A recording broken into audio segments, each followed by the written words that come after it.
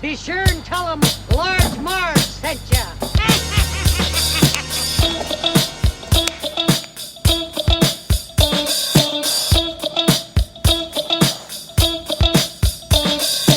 In the 90s, we were just teeny tykes. We went to movies and our bikes. We wanted to be DJs, but we were just teeny gals. So we went off to college and we remained best pals. 20 years later, we're still watching flicks and we're bringing you the favorite bit by bit. Sweetie and Sweetie are here to say it's the Large Marge Santa's podcast.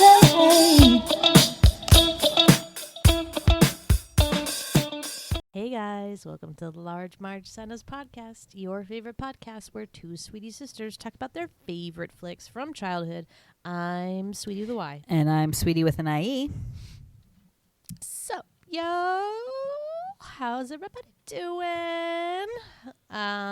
So as you know, we're in this sporadic lifestyle of just like when we can do it, we do it, and then we don't get too upset about it. But we back, and it's my pick this week. I don't remember what led me to this. Did I have a reason when I told you why I picked this? It was so long ago, you guys. I don't even remember. I feel like we watched this movie 2 weeks ago, at least. Yeah, we watched it at least 2 weeks ago, and I saw that it was streaming on Hulu or something, and I was like, oh, I haven't seen that in a while. Yeah. So we watched 2 weeks ago The Fifth Element. The Fifth Element from 1997. Yeah, really kooky sci-fi movie, I'd say. Really interesting plot, really fun look at the future.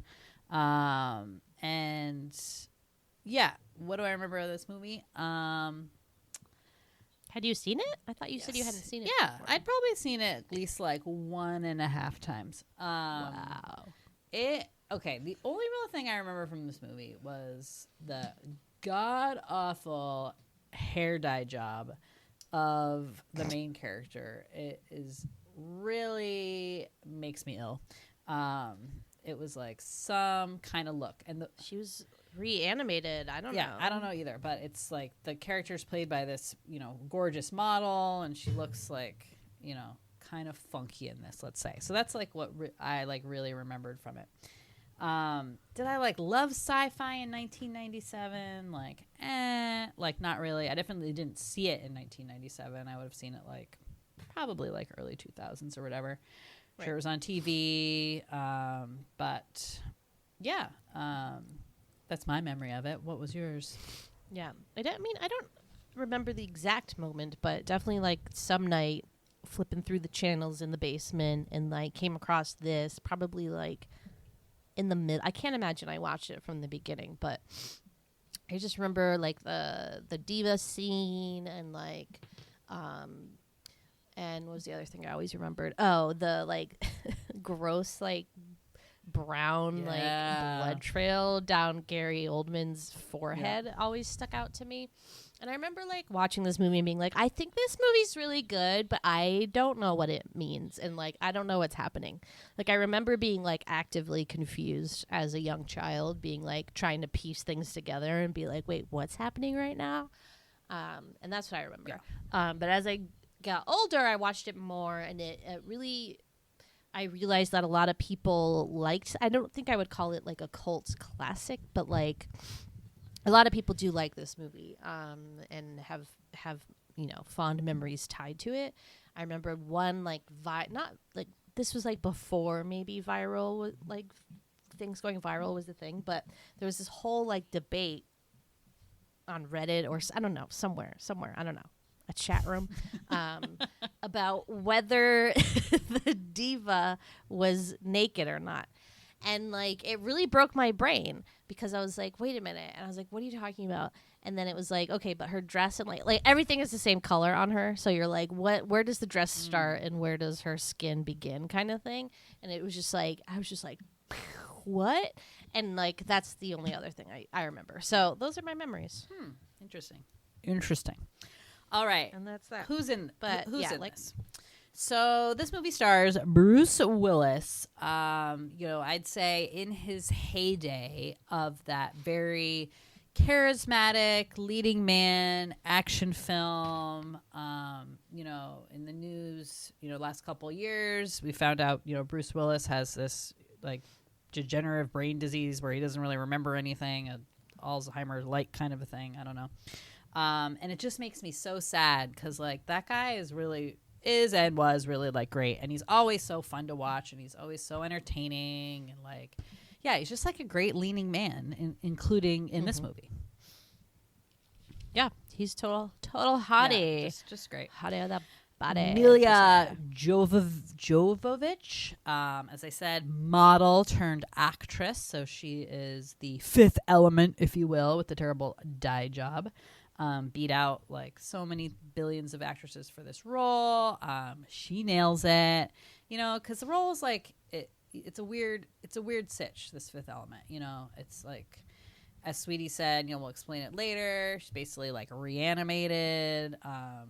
She wears like Band-Aids like as her costume for like the first bit of it, and she has terrible hair. So.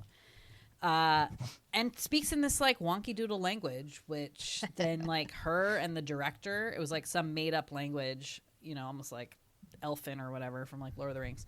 And her and the director like spoke it. They like throughout the movie. They only had like 60 words or something like that, but they like spoke it all the time. Wow. It was like kind of funky. Okay, Gary Oldman, creeptastic dude.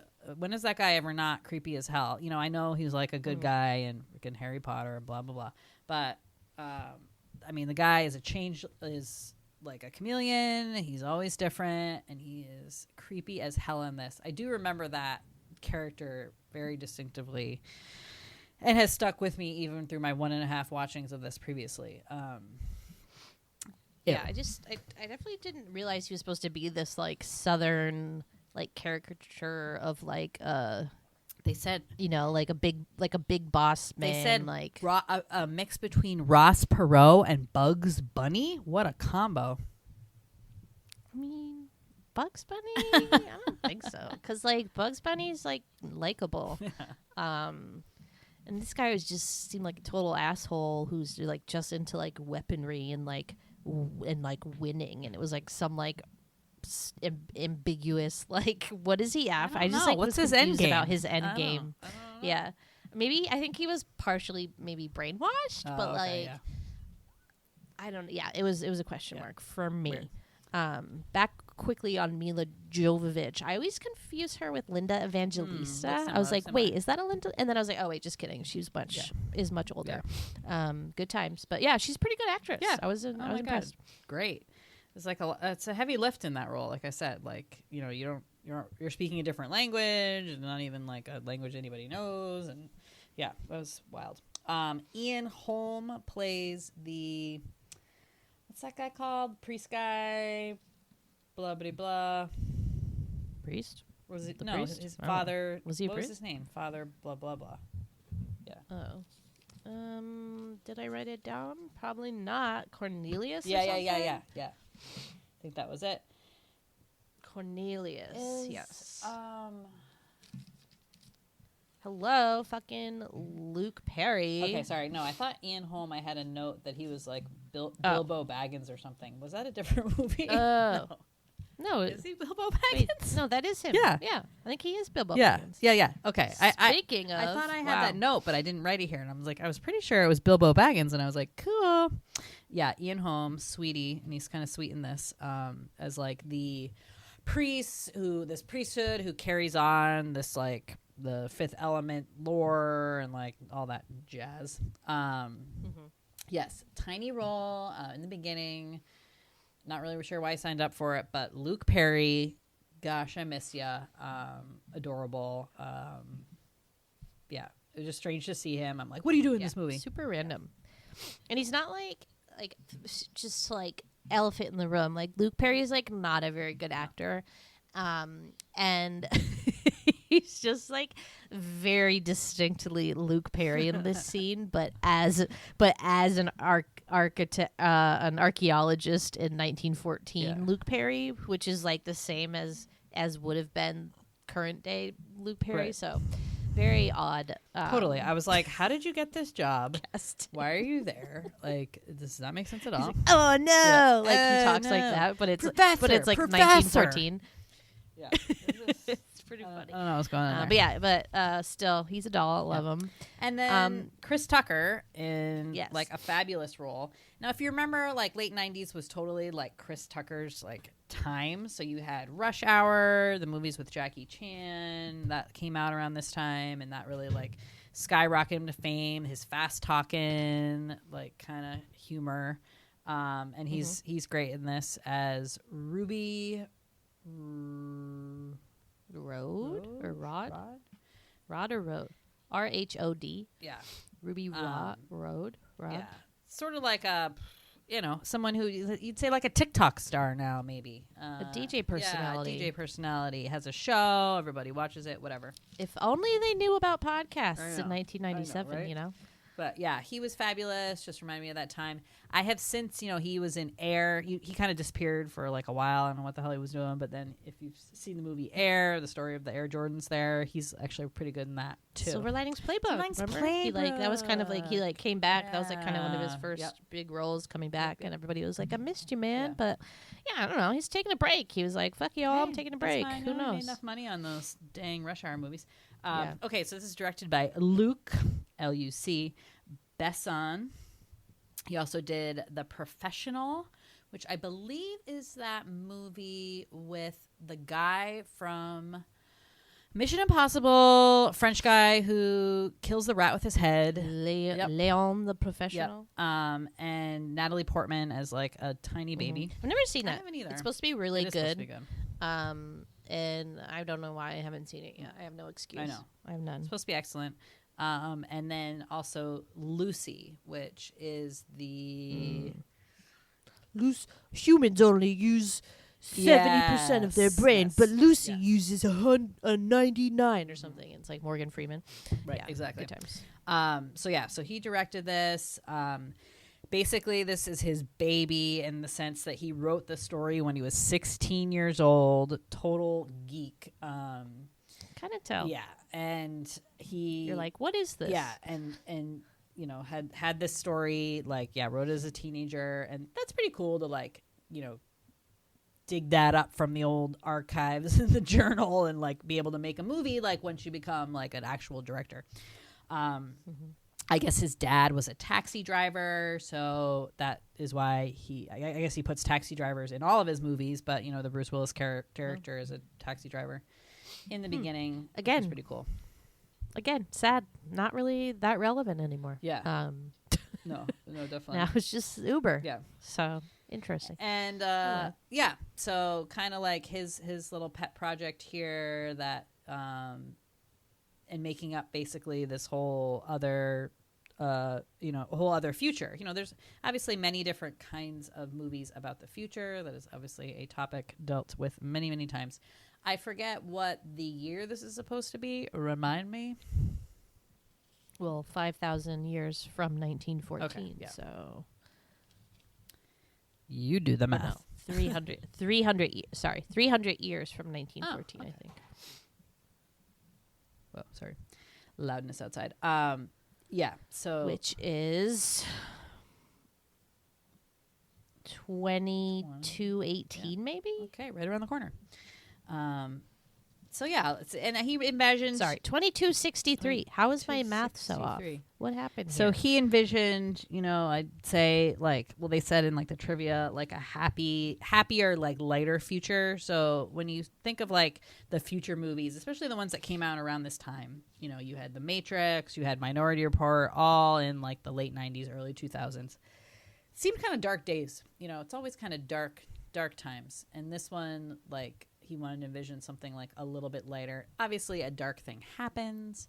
But in general, I guess, would you say this was a lighter view of the future?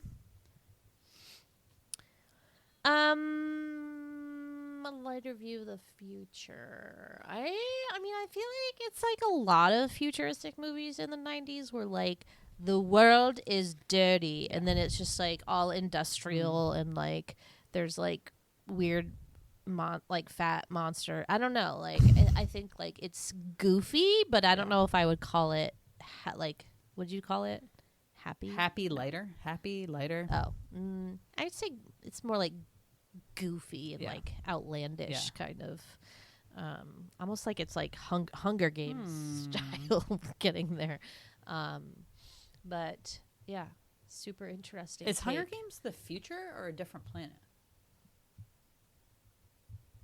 I'm like the past. It's not a different planet. It's not a different planet. It's definitely like here, but I think it's it must be the future. Yeah.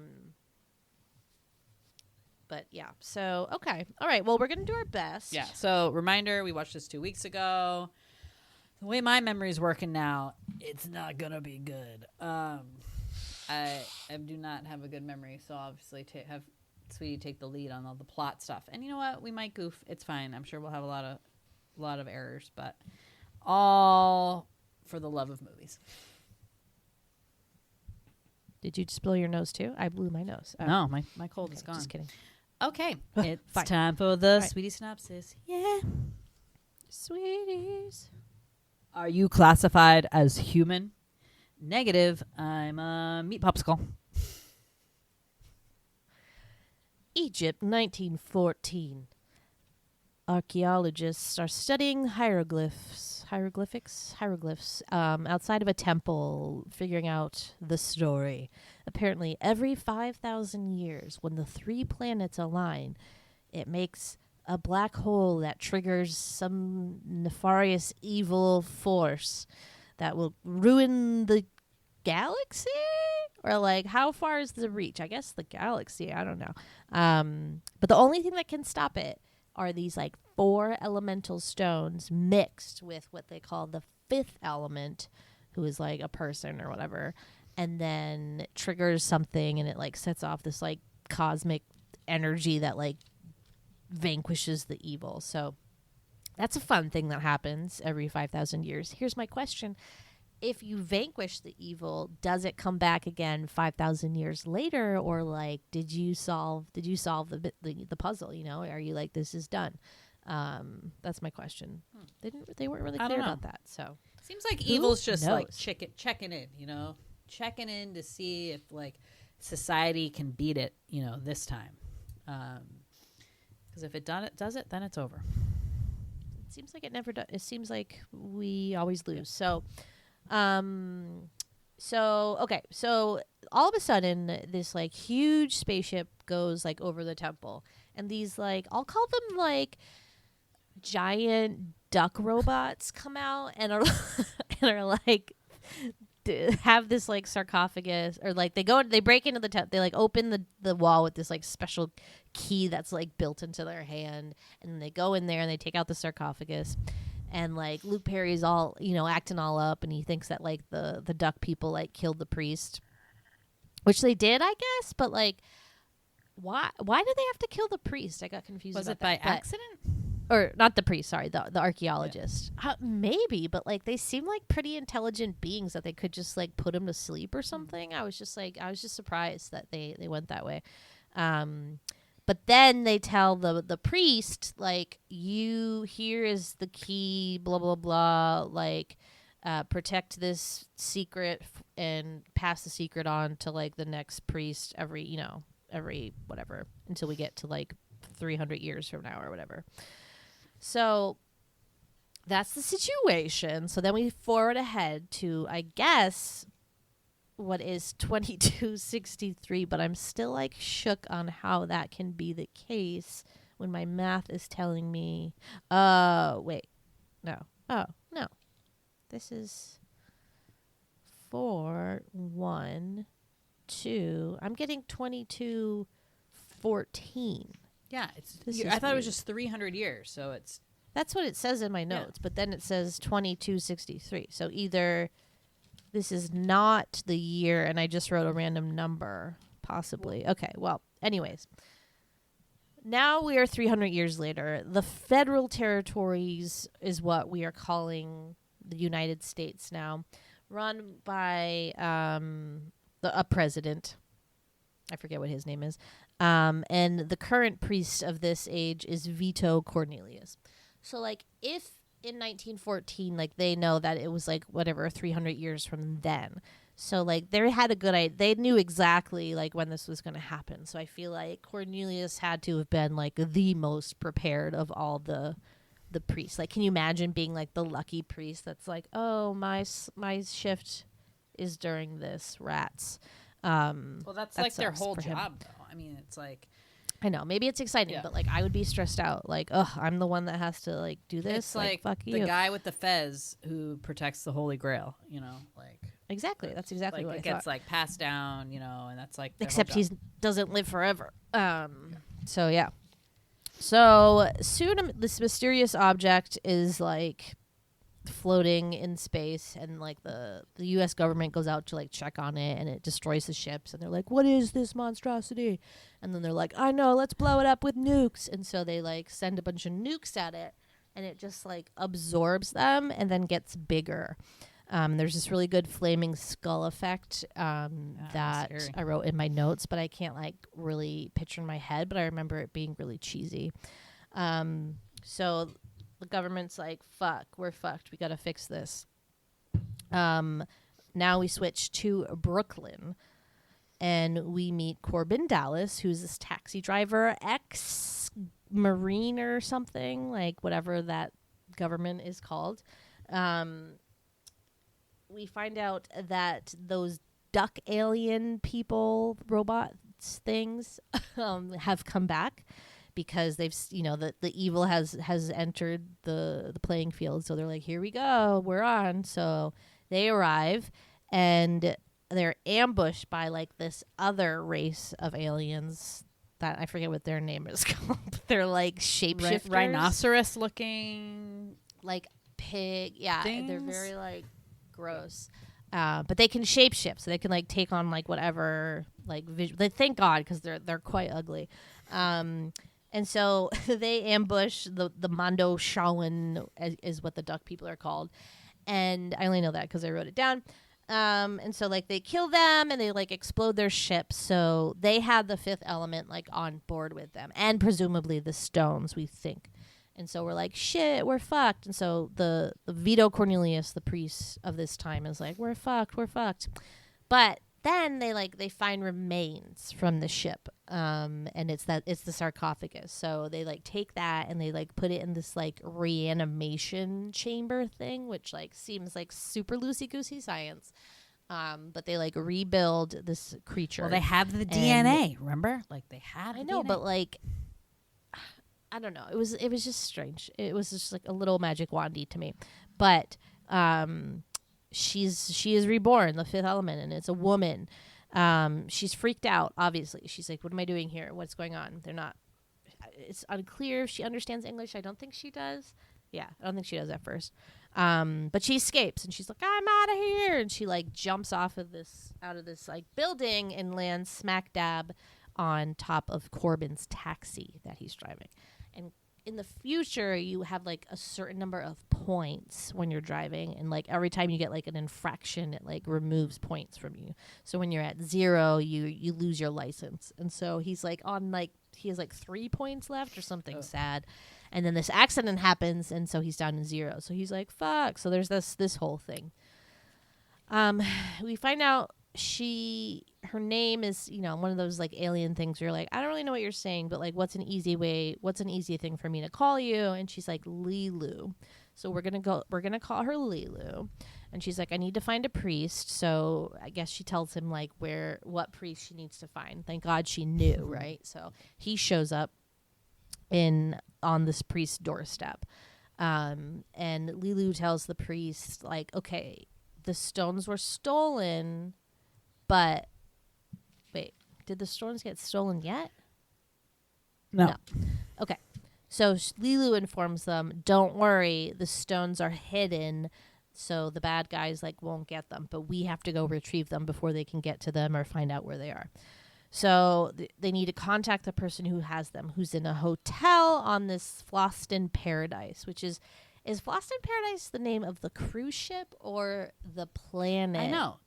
No, it's not a planet because it's out. Is it outside of our planet? Yeah. Or is this a different? Is this a new planet? No. I mean, who knows? I think it's just like in space. Oh, okay. I think it's just like a cruise liner in space, space yeah. is the Floston Paradise, maybe. That's the cruise, I guess. Space is like the ocean. Yeah. Yeah. And space is the ocean. Okay. Got it. And so let's see here. Destruction plan. Destruction leads to life. Oh, okay. Sorry. We're really going by our notes here. Okay.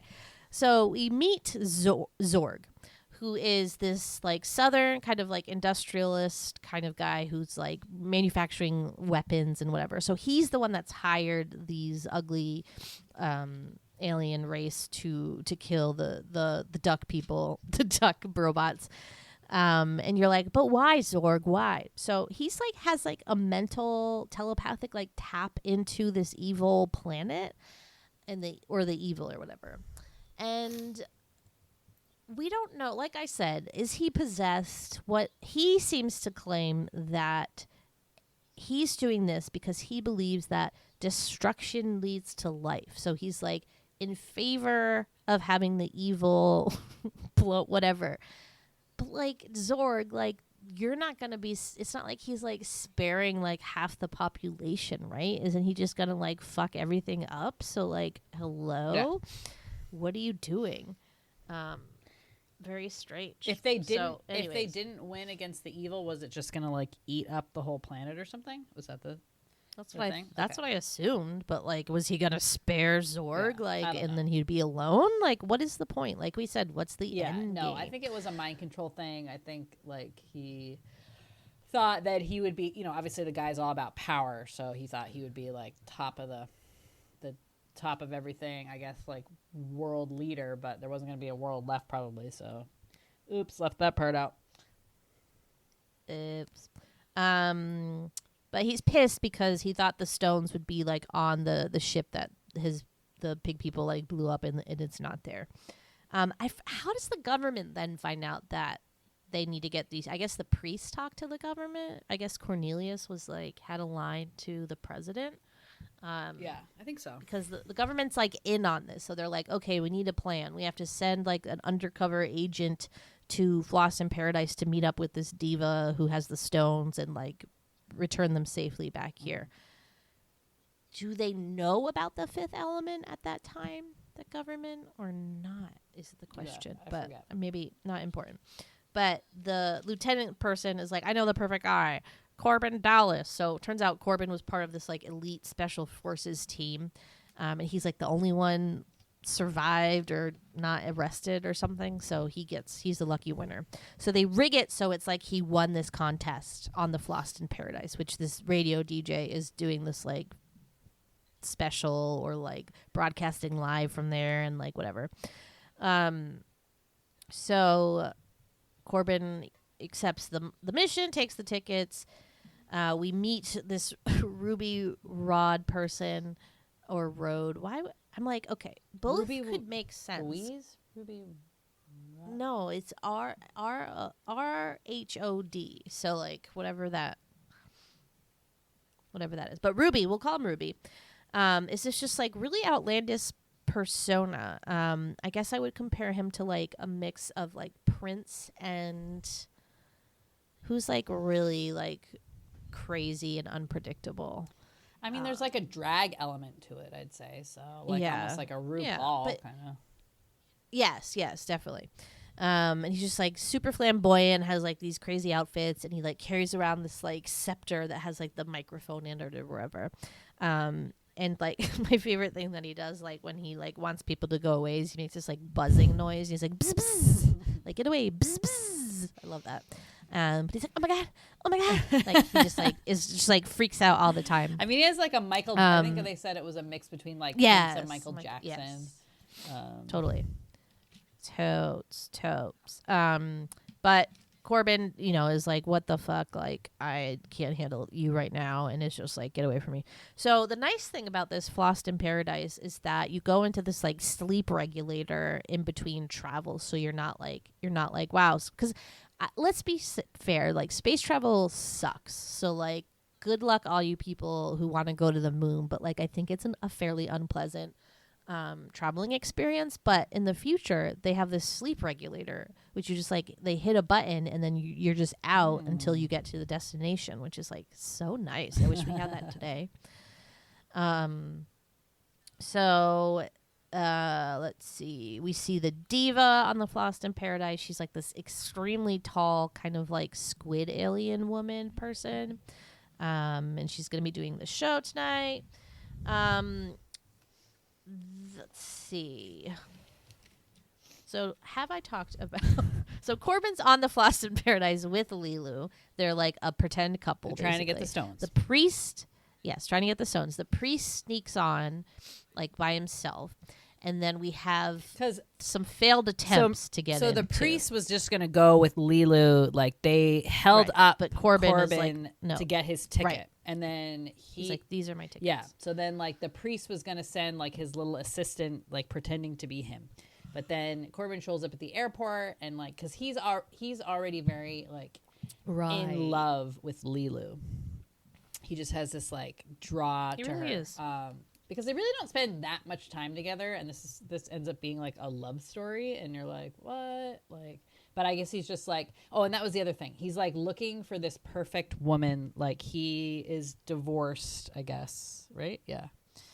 And he like can't find the perfect woman. He's just looking for this perfect woman, and he can't find her. And then he thinks basically she just got like dropped out of the sky. So he's like pretty obsessed with her. So they go with this couple right to this like cruise in the middle of space, and they have to go and see the diva's performance. But LeeLoo doesn't go to the performance. Why? I forget. I guess she stays behind to like try to talk to the diva or something. But Corbin goes and he's like enamored by this, performance, whatever. And in the midst of it, the shape-shifting whatever people like shoot up the joint and they shoot the diva, and so she's like dying on the stage, and like all of this is happening all over like Ruby's like live radio broadcast, which the president is currently listening to. So like everything's kind of like unfolding through like his point of view, basically. So the diva's like saying things like in her death to Corbin, and is like, the stones, we have to get blah blah blah, save LeeLoo. And he's like, where are the stones? And she's like, in me. And he's like, what? And then he like figures out that the stones are like literally inside of her, and so he like punches a hole through her stomach and like gets them out. So it's 4 of these like huge ass stones. No wonder she's so tall. She's gonna keep those stones inside of her. How'd you get in there? Swallowed them? I know, but he gives the stones to Ruby, and then they get away. LeeLoo gets shot up because fucking Zorg is like looking for the stones, and she like hides up in the like ventilation shaft, and he like shoots the olive or whatever, and he like takes a box with him, and he thinks it's the stones, and he's like ha ha ha, and then he leaves, and he leaves a bomb. What the nerve. So 20 minutes we have left before this bomb explodes and the ship goes up. Blah blah blah. Ruby's narrating the events. They rescue the priest. Where was he? Why were they rescuing He had the priest? tried to get on board the spaceship. He like snuck on board the spaceship flight that was going to the cruise ship, remember? And then he like falls out of it at the airport or whatever and gets arrested. So he's like arrested and like in detainment on like the cruise line. Oh yes. Okay, so they get him out of there. Okay, great. They find LeeLoo. She's like death's door. They like scoop her up, and then Ruby spots this like bomb on the door, and he's like, "Hey, man, what is this? Corbin, my man!" And it's like, it's a bomb, and they're like, "No, that can't be a bomb. Like bomb detectors don't go off until there's 4 minutes left. So the bomb detectors would have gone off. And so right at that moment, the bomb detectors go off, and there's 4 minutes left in this bomb. So again, my question is, why are the bomb detectors waiting until there's 4 minutes left in the bomb? Why can't they detect it as soon as the bomb gets triggered? That's stupid. Bad technology. So they're like, we got to get out of here. All of the rescue pods have kind of been stolen, but who came back aboard the ship in anger was Zorg, who like opens the case in his ship and is like, shit, it's empty, and then goes back to the Floston Paradise, leaves his ship open, with the keys in it and the door open or whatever. I don't know how ships work, but anyways, our whole crew steals it, and then they escape the Floston Paradise. So Zorg comes back to the room, sees like the bomb is about to go off. He like sticks this little card in so fucking slowly, and it's like ticking down. It's like 5, 4, and he's like, let me put this card in extra slowly, and it's nail biting, but he makes it. And then at that moment, the like shape-shifting loser heads are like, one is still alive. I never understood this part, and I still truly do not. He like is alive all of a sudden, and then like flips a remote and like turns on his own bomb. And so that bomb that he triggers is at exactly the same amount of time that the other bomb was before he disabled it, which I like don't understand. Anyways, too bad for Zorg. He gets blown up. Nothing you can do about it. So like there goes that enemy. So now really the only enemy that we have is this evil ball of whatever that's trying to kill us, right? So they are an hour and 57 minutes away from the evil colliding with them and killing them. So they go to the temple. On the way, unfortunately, LeeLoo decides to like figure out like what the internet's all about, and she's like types in like war, and then like sees like all these bad things and is like, oh my god, these are horrible people. Why am I saving them? And she's like, I'm done. I don't want to save you. And it's like this tense scene. And so they get to the temple. They don't know how to use the stones. The priest, it would have been useful for the duck people to have told the priests like how to use the stones instead of it being like a last minute scramble to like figure it out. But luckily they figure it out. Each stone gets triggered by like the element that it is. So earth is like dirt, water, sweat. This felt very much like the game Myst, if you've ever played that computer game. It's like, it. what Yeah. weird little thing do we have to do to these to like trigger? Yeah, for sure. And thank God Corbin had one match with him, because like what would they have done if they like had got to this point and they were like, and now we need fire? Make it. Did they have sticks? Like this was like use the matchsticks. I don't know. But anyways, they're successful. They let them all up, and then they gotta trigger like LeeLoo. So she's still like, no, I don't want to save you, no. And he's like, but I love you, and then kisses her, and then she's like, love, and then like falls back, and then they all collide, and then vanquishes the evil. And I was expecting that to like explode the evil, but it just like turns it into like a solid mass of like whatever, which didn't seem super effective, but whatever. So they win, and then the president comes to like congratulate Corbin and LeeLoo for like saving the world, and they're busy doing it in the regeneration tube or whatever. And that's the movie. It's like really crazy. It's like a lot of moving pieces. There's, as you may have noticed, 3 enemies at one point, all after the same thing. So it's a little like, when you say that like he wrote this when he was 16, I'm like, okay, that kind of makes sense, because it's just like a little bit too much. Yeah, and when you explain it like this, when you break it down as we do in these like synopses, you're like, okay, that is a lot going on with that movie, and There's like, so much going on. This, I took like doesn't make 8 sense. pages of notes, and I just like don't really get it, but anyways, but it's entertaining, and I think that I mean, a couple of things did not land for me. Number one, they keep bringing in Corbin's mom in this like weird. I think it weirded me out, because the woman that they chose to be the voice of his mother does not seem very old. Like, doesn't she seem like she could be like his friend? Yeah. And it's like And she's just a like terrible like Long Island accent. Yeah. Just kind of like oh, you're not gonna call your mother Yeah. and invite her to Flossed in Paradise. stereotypical. And it's like she's so upset about it. Mom, I don't know. We Yeah. never see her. It's a dumb gag. It's a bad I'm gag. over It's it. bad. It's like I'm over it. I'm over it. So yeah, that didn't super land with me. As Sweetie said, they wrap Mila Jovovich in these like thermal bandages for the first like hour of her, and it's gratuitous. Like it's like, was that necessary? I don't know. Obviously, we're in the age of the '90s of sex sells, so like I get it. We're in the age. We're in the peak of like Victoria's Secret. Like, you know, less clothes the better. If you don't have sex in your movie, you're not gonna sell the tickets. But damn, good for her for like rocking it out. Anyways, she's not super chesty or like she doesn't have a lot of curves because she's a supermodel, right? So she's kind of like alien-esque anyways. So maybe that's kind of why it wasn't like horrible, but yeah, that kind of annoyed me. Kind of bugged me. And Sweetie, you're bugged by her hair, so. Yeah, and I'll say what didn't work for me was the love story again. Like I just like didn't really see it. I don't very think rushed. they like spent enough time together, honestly, to like have that connection. No. But I guess it was just supposed to be like a maybe even a fate thing or like whatever.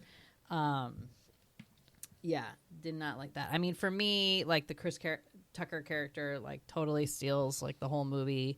When he's like not on the screen, you're like, where's that guy? Like he's so freaking funny. Like it's awesome.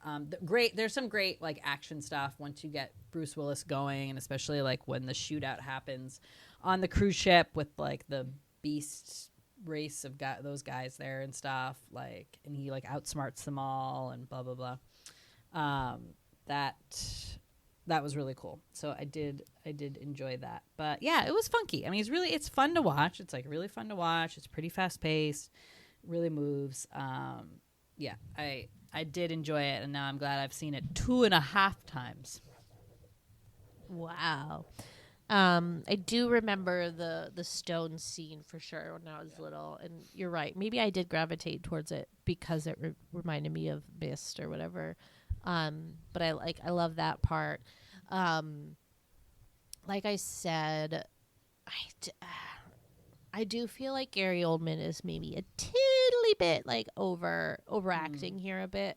And like I know that's the character or whatever, and it's like this thing, but like I don't know. I was kind of over it still. It didn't seem like a good enough reason. Like just like tell us he's totally brainwashed. Maybe it seems like the shadow thing when it gets in your head and it's like, do what I say, this like brown blood thing comes out of your head. But then that's also how he like kills people. So maybe it's just like a pain thing. I don't know. It's not super well explained. Yeah. What else? So I'm not to bring up the hair again, but that hair was mentioned because in the trivia because it was, this terrible orange dye job. So she had to like bleach her hair and then they had to put the orange on top of it. You know how that goes.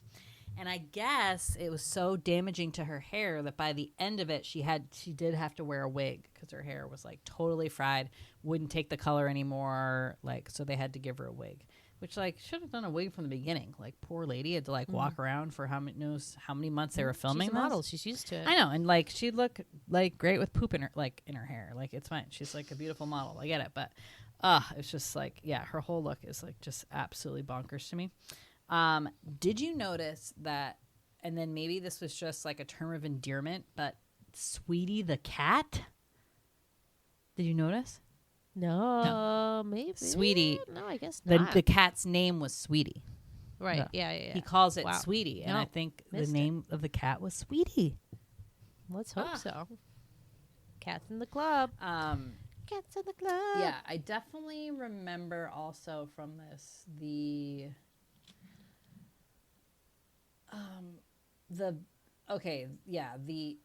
when he reaches into the diva and grabs the stones. I do like remember that as a very creepy. Does he shoot her open with a gun? I think that's how he like opens the skin, right? No, I think she wasn't she like already shot there, and so he's just like making the hole bigger. That was it. Yeah, excuse me. That was it. So there was already like a wound, and like that scene, and so she bleeds blue, so it's not like super gory. Something about like when it's not red blood, it's not as gory, right? Because you can like separate it in your mind, like okay, that's like not a human, I guess. And so it didn't feel gory to me, but I just like remember that watching it for the first time, and maybe as like a kid, that was like, whoa, like that is like that's some shit.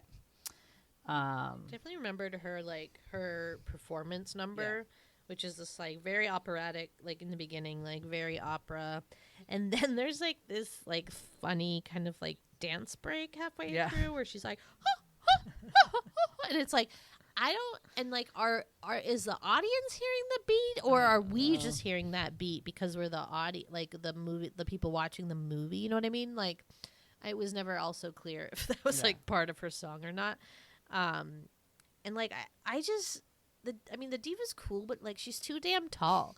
She can't walk at all. Like, they show her like coming into the ship, and she's doing like a geisha shuffle times like 1,000. She's going so slowly. It was just an impractical creature design, and I kind of just wish she was like normal sized, because it just made me be like, why is she so weird?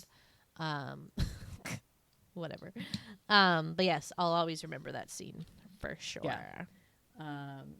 And yeah, I mean, in general, like I said, super fun. I forget, like as Sweetie said, it was definitely streaming for free, like somewhere. So they were advertising like when you like put on your TV, I don't know if your TV's like this, but like ads for stuff that's like streaming like for free, like pop on, and then they just do like a rotating like slideshow of these different things.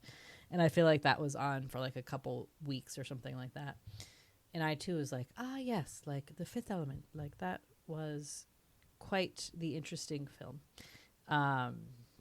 And as I said, taking its place in the late 90s with like The Matrix came. Matrix was 98? 9? Yeah, maybe 1999. You had Minority Report, the Steven Spielberg one, where it's like the seeing, those beings see the future and blah, blah, blah. That was in like the early 2000s. So you did have all these like different like looks of like a future a couple hundred years in like in the future. So with that, Sweetie, I need to ask you, what gadget, as represented here, would you most look forward to? Say you lived, you could be transported, in the DeLorean, like to the future, 2014 or whatever. Which one of the what did you see that you were like, yeah, like that'd be a solid upgrade? I mean, the thing that comes, two things. So one, having a food cart just pull up to your apartment seems like a pretty cool tech. Everything's like flying, and he's like friends with this like, I don't know what that he's selling. Was it like soup? I forget.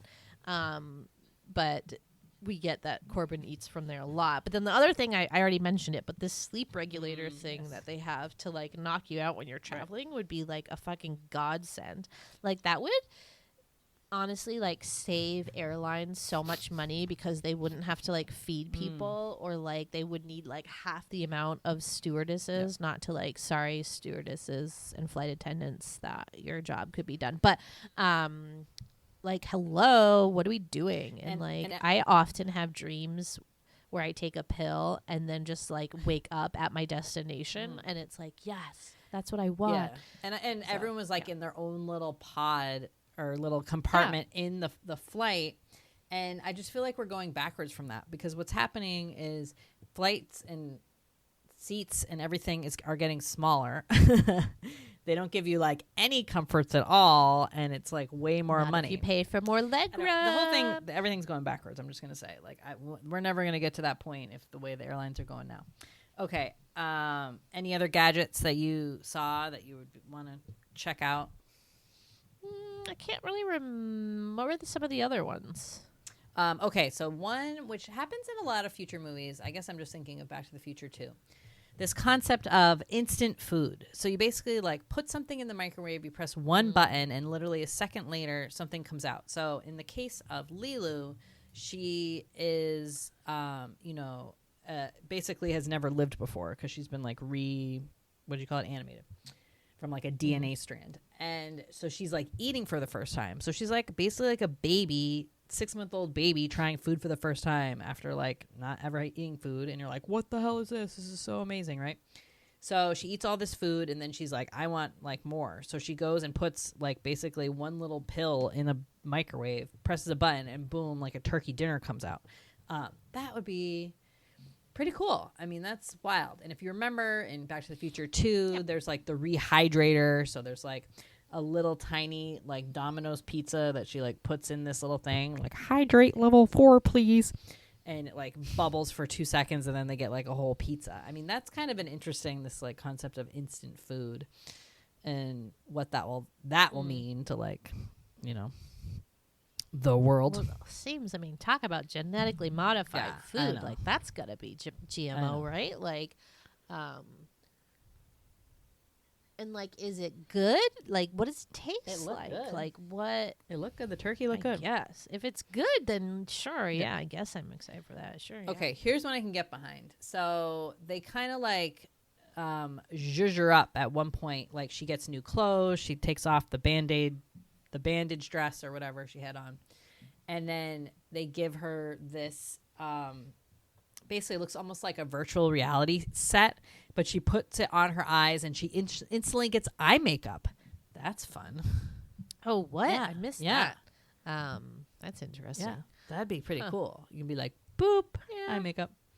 Yeah. And then for future that'd be movies, cool. there's always this flying car thing, right? Okay. I just like can't get behind this. It looks like a freaking chaotic mess. I just don't envision it being a thing. I don't know if it ever's Yeah. gonna be a thing. Yeah, I mean, it would have to loop in the like self-piloting, self-driving feature because like we cannot trust people to be flying vehicles around. But they haven't for all the future stuff that has done. This one, Back to the Future again. I'm gonna say that one. Like people were driving, like flying, essentially being like pilots of these cars, and it just seemed like a bad idea. There wasn't like the That's what I'm saying. autopilot like side of things, which is kind of He does have an autopilot in this that he like puts on when he's like trying to figure out like what the fuck is going on. But yeah, it's always about the flying cars. always. And it's so interesting because like the actual technology, like the computer tech in these movies is still very like 1997 and it's like hilarious to me that they're like envisioning this like futuristic world and yet their technology is still like MS DOS like so like basic. But it makes sense cuz like you can't like if I don't know, very few times can you like actually make up things that become the future, right? So like how can you possibly have like predicted the way that technology works today? Like podcasts is a good example. Like we wouldn't have a radio DJ in 2214 because radios would certainly, I guarantee you, like no longer exist in 2214. They're like already on their way to extinction. And so stuff like that is funny. And in Taxis, same thing. Like it's like, they were so wrong, and like so wrong, right? And like no, the stuff that has advanced, let's say like social media. Okay, I feel like that was like something no one really predicted.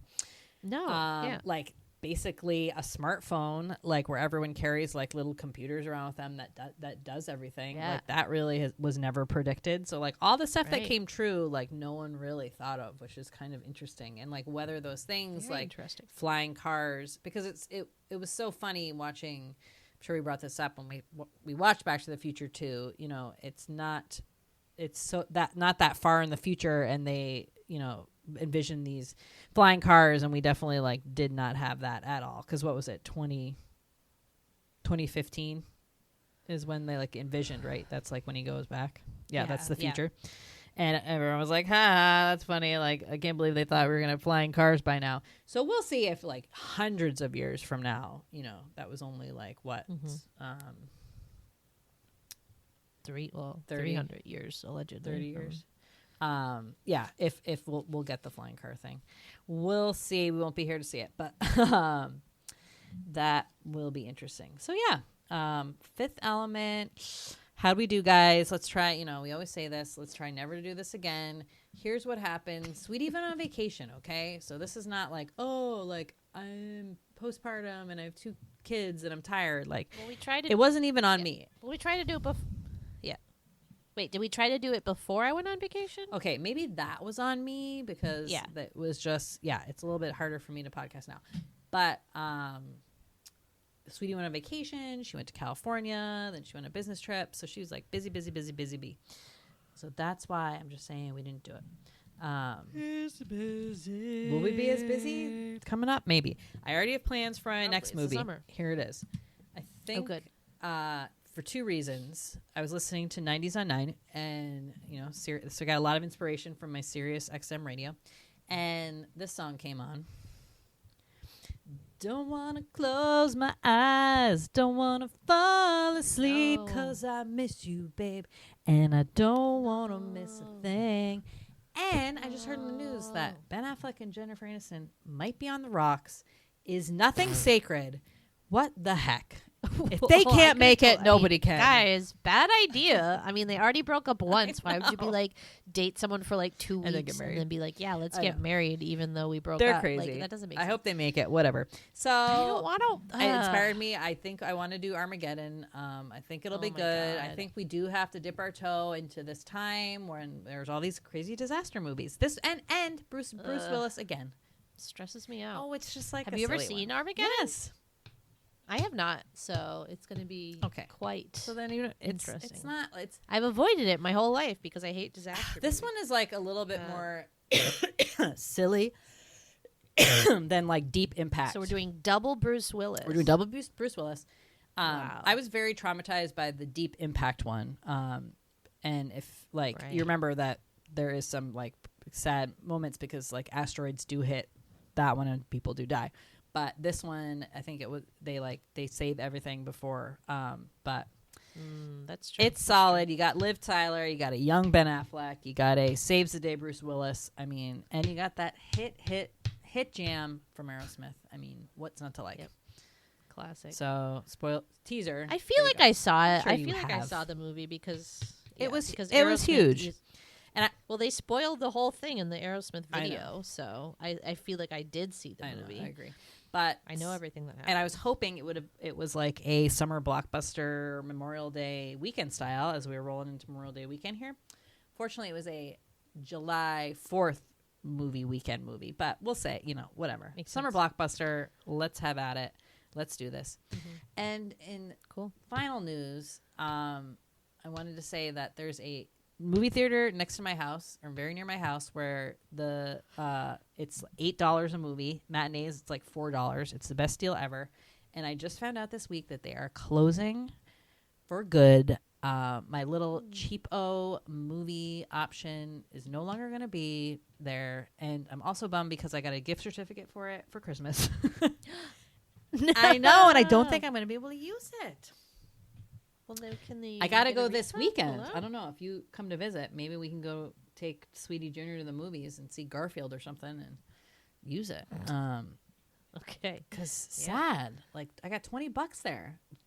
Jimmy said, Sweet Ice Jimmy said, just roll in there one day and give it to somebody who's in line and be like, here you go, paying it forward. But That'd be nice. yeah, such a bummer. I have only been twice, and it has been like such a nice little deal. But just want to tell everybody that I was grappling with that today. I thought you were gonna say, and they're playing Armageddon.